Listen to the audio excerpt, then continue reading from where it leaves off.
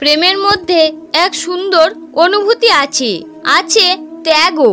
রাধাকৃষ্ণ তাদের প্রেম লীলার মাধ্যমে প্রমাণ করেছিলেন যে প্রেম মানে শুধু দুজন মানুষের একসাথে থাকা নয়, প্রেম মানে ত্যাগ, স্নেহ, সবকিছু। তবে রাধাকৃষ্ণের এই প্রেমের শেষ পরিণতি খুব একটা ভালো ছিল না। হিন্দু ধর্মে অনেক ঘটনা আজও আমাদের কাছে রহস্যময় হয়ে আছে। তাদের মধ্যে একটি ঘটনা হলো রাধারানীর মৃত্যুর রহস্য। নমস্কার বন্ধুরা, ভক্তের ভক্তি চ্যানেলের নতুন একটি ভিডিওতে আপনাদের সকলকে স্বাগত জানাই। আজকের এই ভিডিওতে আপনারা জানতে চলেছেন রাধারানীর মৃত্যু কিভাবে হয়েছিল। তো চলুন বন্ধুরা, ভিডিওটিকে শুরু করা যাক এবং ভিডিওটিকে শেষ পর্যন্ত দেখবেন।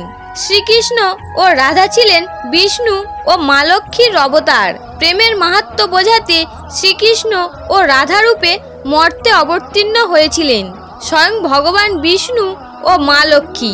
শ্রীকৃষ্ণ ও রাধার প্রথম দেখা হয় বৃন্দাবনে, যেখানেই তারা তাদের প্রেমের এক সুন্দর উদাহরণ তৈরি করেছিলেন।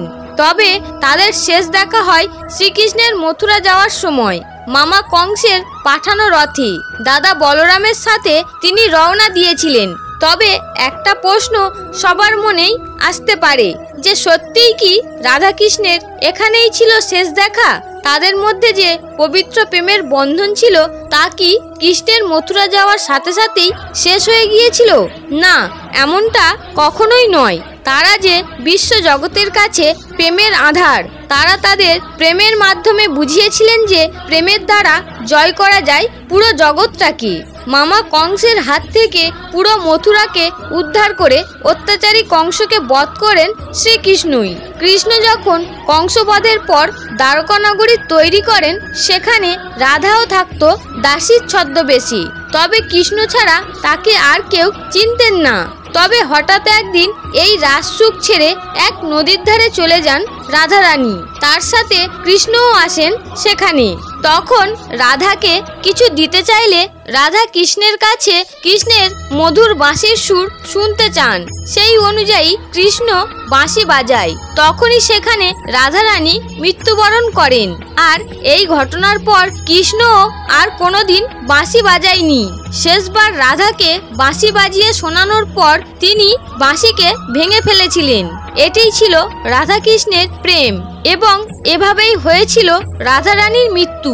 তো বন্ধুরা, আজকের এই ভিডিওতে আপনারা জানলেন রাধারানীর মৃত্যু কিভাবে হয়েছিল।